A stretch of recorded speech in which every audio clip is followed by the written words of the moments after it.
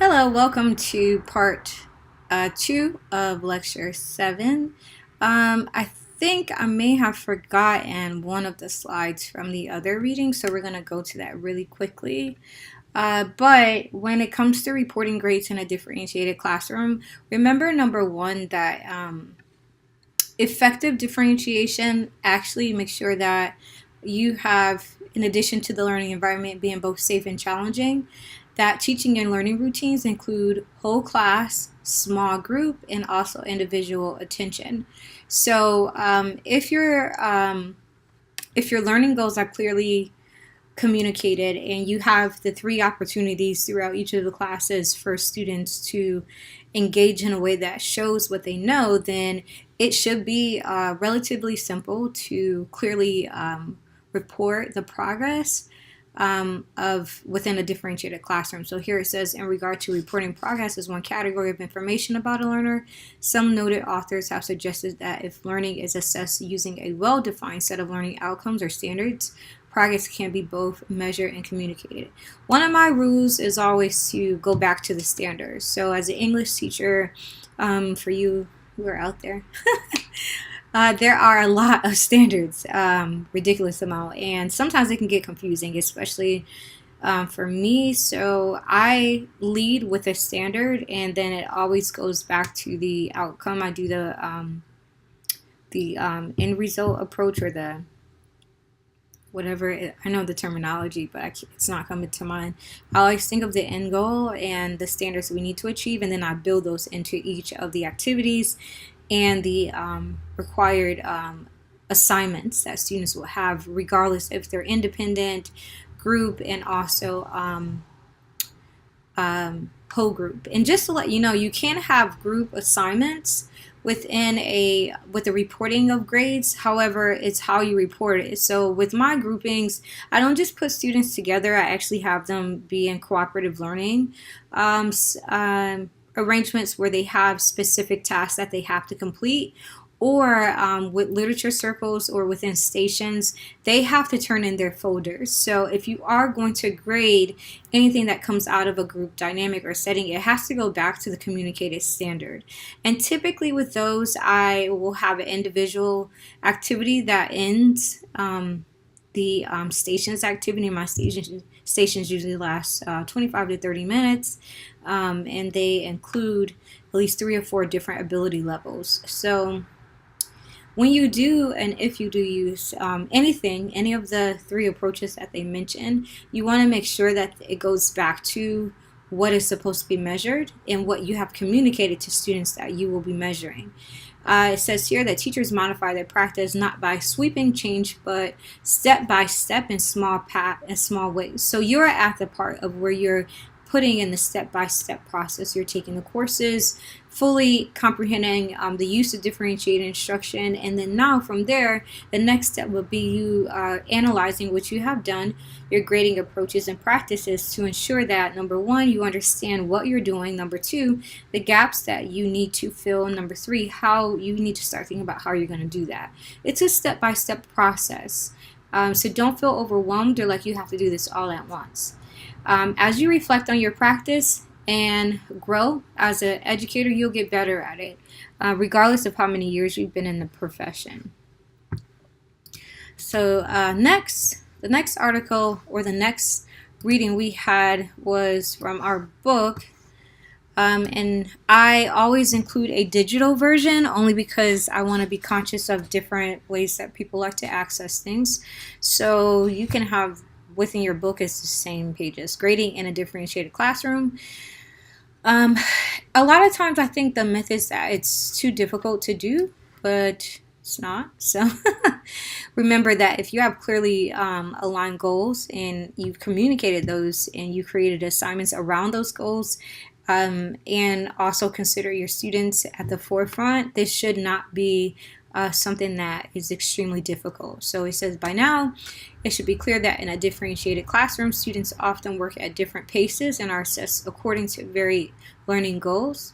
2 important features of a differentiated classroom are students' rights to begin where they are and to expect to grow as learners. But charting and acknowledging the academic growth of individual students is a differentiated classroom, and a differentiated classroom can create a dilemma for teachers whose schools still use a traditional report card and grading system. So this reading really does a great job acknowledging the shortfalls or the challenges within the current system that you're in, but it's not impossible. It says before doing away with the traditional grading system, some teachers and schools have found that it's important to explain to students and their parents how the new system will work. So that's why you're doing the memo. I do communication memos. I have a newsletter for my classes. I think that it's important to have as much communication as possible with parents and be very clear to students about what is going on.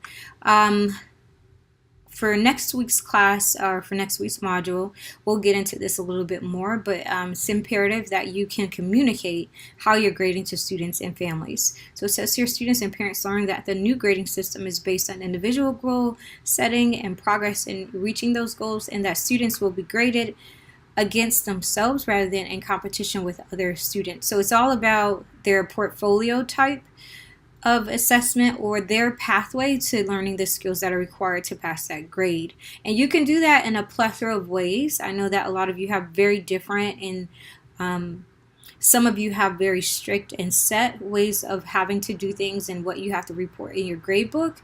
But there are ways to accommodate that within that setting, your differentiated or your diverse learner to differentiate their instruction. Let's see, going on to the next page. And these are just snippets, so please make sure you're actually going back and reading, because the quiz takes from all the reading. So I'm laughing because it becomes quite evident when you don't read if you miss some of the things outside of the pages. Anywho, another approach is to give 2 grades. So these are different ways that schools have accommodated with the changes in grading. So they have 2 grading systems. It says finally here, some educators urge teachers to routinely share varied sorts of information with parents and students, such as personal grades or portfolios that help everyone see. I used to send home a notebook for students to get signed by their families.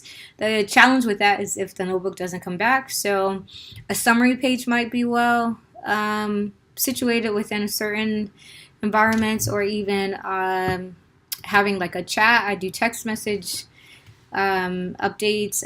Let's see, phone calls. It takes a little bit of time, but if you get your routine down, it can work. So here's a very important topic: record keeping and a differentiated classroom. So a lot of you were missing the record keeping component, and I didn't see where that would fit in. But remember, if you don't record what students are doing, there's no way for you to track their progress. So it says developing classrooms in which students engage in varied content, sense-making activities, and product execution often requires teachers to modify their more traditional ways of keeping track of student growth. So guidelines presented here may help you begin to develop a record-keeping system that works best for you, the nature of your classroom, and the age of your learner. So you have to have some way to track what you're doing. So this is a part of the grading process, right? So if you start off Monday, you start off with a pre-assessment, you end with the post, you should be able to track the progress of the student to Friday. And then maybe that Monday you send home a communication saying where the student is with the skill. My rule of thumb is that no student should need a failure notice, even if I have to send it out, because they know that they're failing and the parents know that they're failing. And the hopes is that before that failure notification goes out, that we have worked extremely hard to get them to a passing grade. So here's some ways that you can, what you can do for your record keeping system. Number 1, you don't have to throw out the grade book. Obviously, you need grades because you have to prove that the student has some kind of marks for their assessments, and regardless of what they are. Student work folders are a valuable record keeping device. So I use folders, like I said, notebooks, but the challenge is getting them returned. So my advice will be is to have a system where the student may not take the full folder, but they take partial parts of aspects of it that need to be signed or reviewed. Because because you wouldn't want them to lose all their work. And then if a student's in a situation where they're homeless or where they don't have a home per se, or a one family member, you may want to consider sending a digital version of that folder.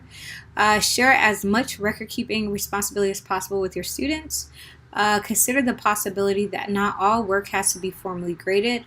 Remember about the process, you can still record keep what they're doing, but you don't have to grade all the formative components, which some of you said you can't do anyway.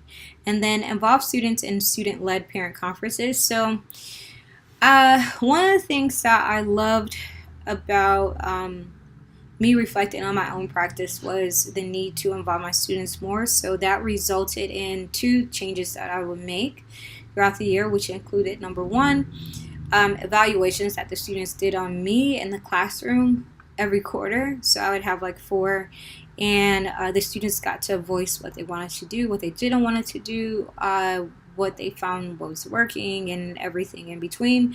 And the other thing was conferences. So I had students have conferences with me, and then a lot of the times on our team we had student-led conferences where they talked about challenges that they had up front of their parents. As much involvement as you can have with the students, a part of the conversation of their grading makes a huge difference.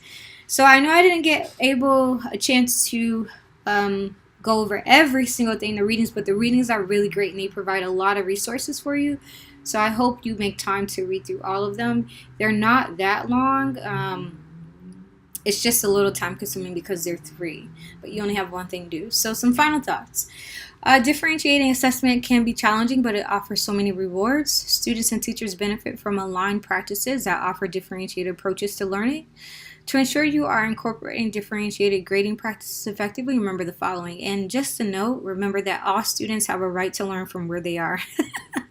And I say that with a laugh and a smile because no one is exactly where they are expected to be when they enter into a classroom. So I don't think it's fair that we automatically say, you have to be here. We have to meet them where they are and make sure that we do the things that will influence their learning, which includes developing objectives and academic goals that align to assignments in learner-friendly language.